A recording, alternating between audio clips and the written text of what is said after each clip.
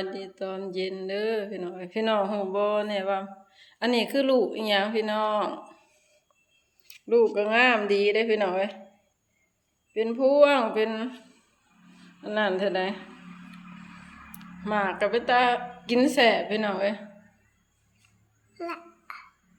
ปลูกได้หลายปีแล้วพี่น้อง4-5 ปีแล้วเฮาก็เป็นหมาก2 ปีพี่น้องฮู้บ่นี่แต่ว่ามันคือหมากอีหยังลูกอีหยังรสชาติมันกลิ่นมันคล้ายๆจักสิว่าเปรียบเทียบใส่กลิ่นอีหยังพี่น้องเอ้ยคิดบ่ออก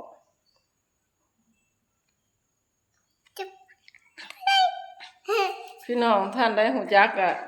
บอกให้เด้อพี่น้องเอ้ยซื้อหมากใหม่อันนี้นะงามบ่โทษเด้อเนาะผัวเพิ่นเนาะอันซ้อนปุ่มเดียวพี่น้องเอ้ยปุ่มเดียวแม่นลงมาเบิดผัวเลย